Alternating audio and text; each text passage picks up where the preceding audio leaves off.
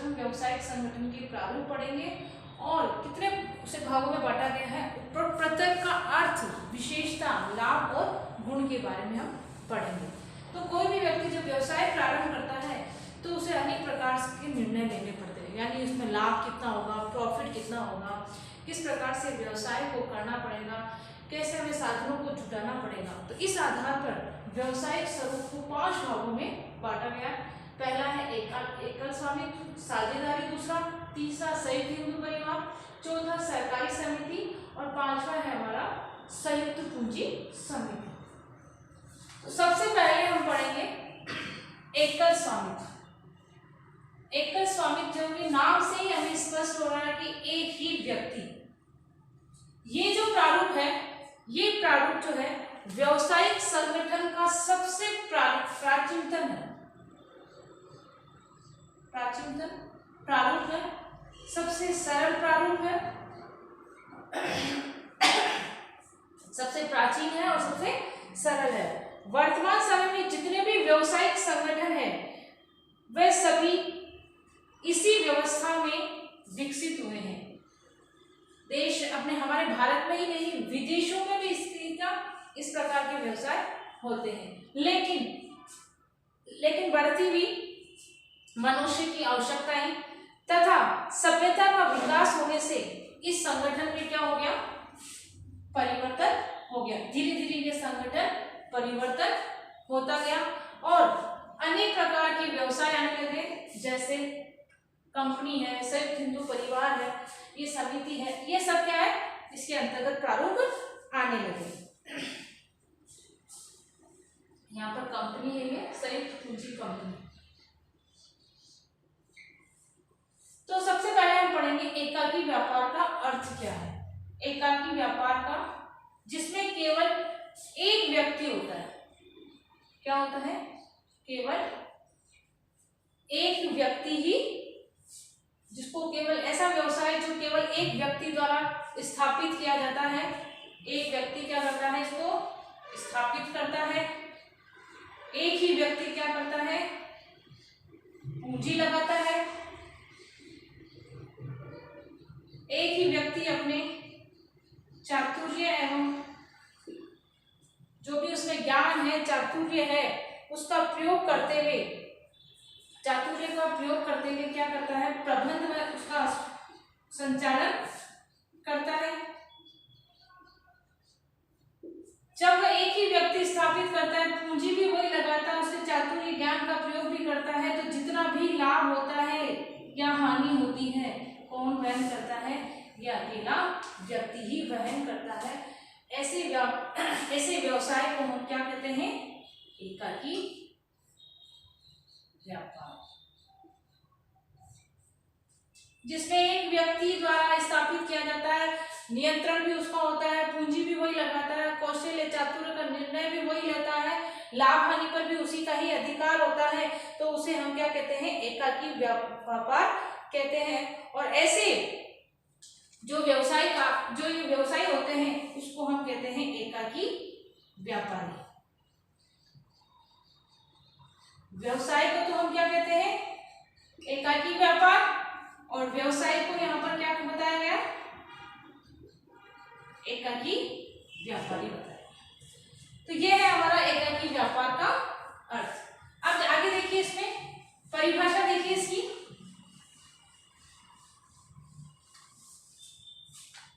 परिभाषा doctor John N शुबिंग के अनुसार क्या परिभाषा बताई उन्होंने, कि एकाकी स्वामित्व वाले व्यवसाय के अंतर्गत एक ही व्यक्ति व्यवसाय का संगठन करता है, वही स्वामी होता है और वही अपने नाम से क्या करता है, व्यवसाय का संचालन करता है। तो वो क्या कहलाता है, एकाकी स्वामित्व कहलाता है। यानी निष्कर्ष रूप से हम ये कह सकते हैं कि जिसके अंतर्गत संपूर्ण कार्य, जितना भी एकाकी व्यवसाय का जितना भी कार्य है, वह कार्य केवल एक व्यक्ति द्वारा ही किया जाता है, चाहे वह पूंजी लगाता हो, चाहे वो लाभ का हो, चाहे हानि का हो, चाहे संचालन का हो, चाहे स्वामित्व का हो, चाहे प्रबंध का हो, चाहे नियंत्रण का कार्य हो, सभी कार्य किसके द्वारा किया जाता है? मात्र एक व्यक्ति द्वारा किया जाता है, उसको हम कहते हैं एकाकी व्यापार। अब आगे देखिए, एकाकी व्यापार के लक्षण या उसको हम कह सकते हैं विशेषता। पहली विशेषता देखिए, जो आपने अभी परिभाषा पढ़ी है उसी के आधार पर आपको ये विशेषता है। देखिए, पहला है निर्माण और समापन। एकाकी व्यापार जो होता है वो छोटा व्यवसाय होता है तो इसके निर्माण में कोई भी दिक्कत नहीं आती है।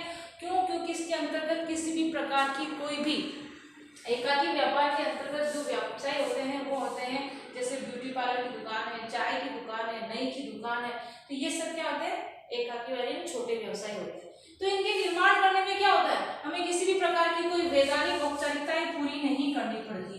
सामान्य औपचारिकताओं से भी क्या हो जाता है? इस व्यवसाय का क्या किया जा सकता है? निर्माण किया जा सकता है।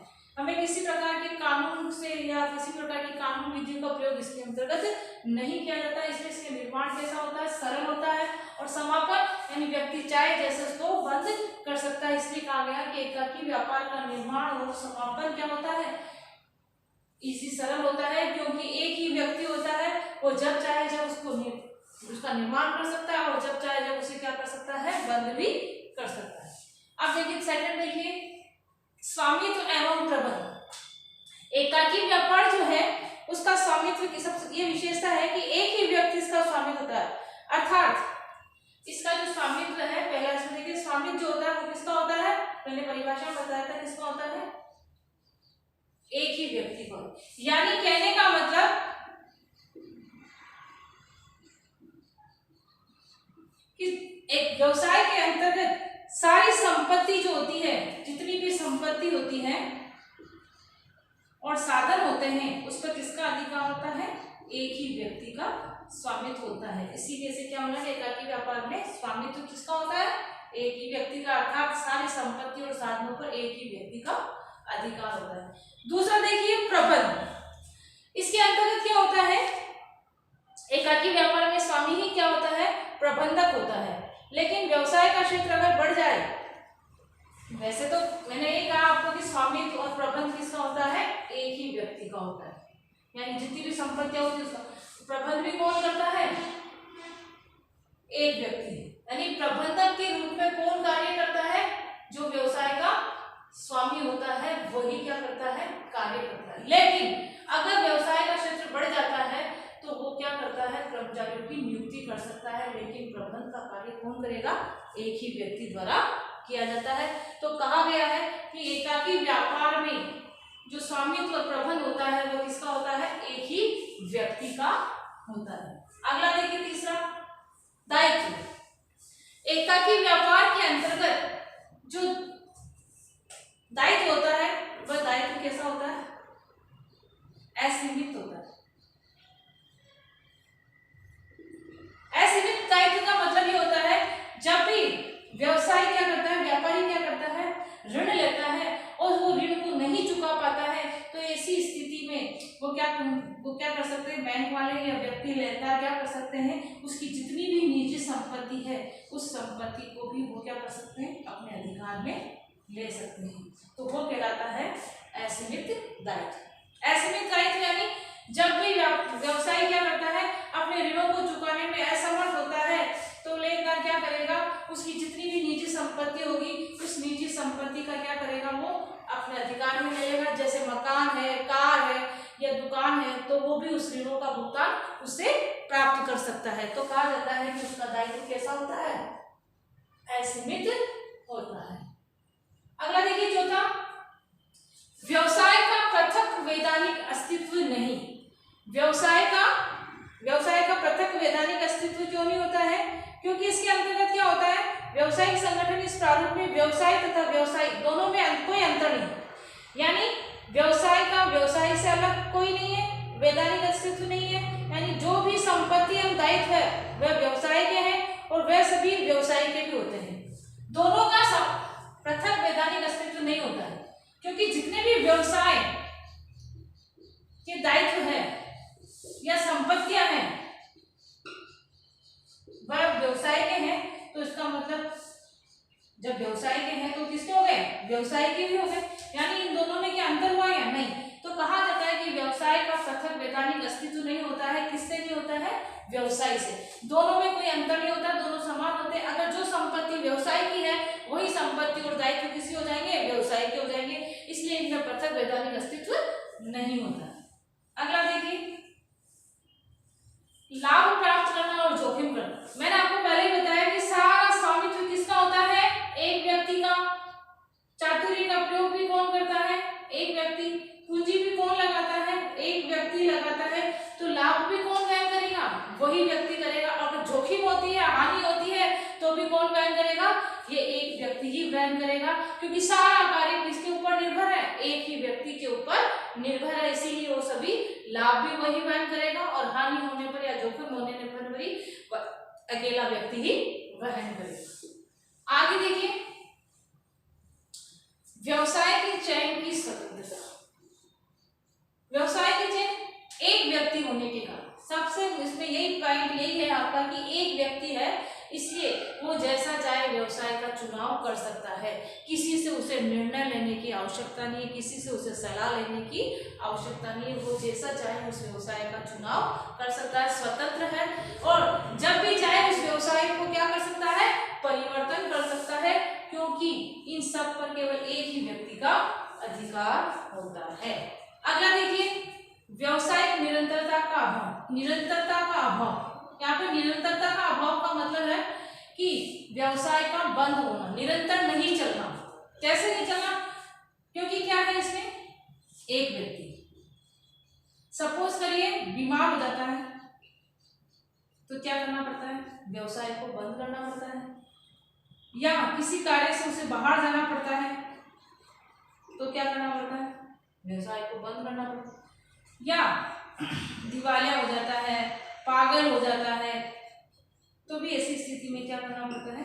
तो ऐसी स्थिति होने पर वो क्या होगा, उसकी व्यवसाय में क्या होगी, निरंतरता नहीं होगी। जबकि आगे हम जो पढ़ेंगे साझेदारी और ये कंपनी, उसमें ये पॉइंट उसके विपरीत हो जाएगा, जो आगे हम समझेंगे। लेकिन एकाकी व्यापार में निरंतरता का अभाव रहता है, क्योंकि वो एक व्यक्ति होता है। अगर वह बीमार हो जाता है तो उसे व्यवसाय बंद करना पड़ता है, अगर उसे किसी कारणवश बाहर जाना पड़ता है तो बंद करना पड़ता है, अगर उसकी मृत्यु हो जाती है, पागल हो जाता है, दिवालिया हो जाता है, तो भी उसे क्या करना पड़ता है, व्यवसाय को बंद करना पड़ता है। तो कहा जाता है कि इसकी निरंतरता में क्या होता है, अभाव होता है। लास्ट पॉइंट देखिए अब आप इसका, नियंत्रण। निर्णय किसके द्वारा, एक व्यक्ति द्वारा। स्वामित्व किसके द्वारा, एक व्यक्ति द्वारा। व्यवसाय का लाभ और जोखिम कौन करता है, एक व्यक्ति करता है। उसको चुनने की स्वतंत्रता भी उसकी है, तो नियंत्रण किसका होगा, उसी व्यक्ति का। यानी जो पूंजी लगाता है, जो व्यवसाय का प्रबंध करता है, जिसका स्वामित्व होता है, जिसका निर्माण वो अकेला व्यक्ति करता है, जोखिम वो वहन कर रहा है, लाभ वो वहन करता है, तो इसका मतलब नियंत्रण भी किसका होगा, उसी व्यक्ति का, एक अकेले व्यक्ति का होगा। तो ये है हमारे एकाकी व्यापार की का अर्थ, परिभाषा और विशेषता। ये आपको अपनी CW कॉपी के अंतर्गत कंप्लीट करना है। अगला जो वीडियो हम पढ़ेंगे वो पढ़ेंगे हम एकाकी व्यापार के लाभ और दोष। Thank you.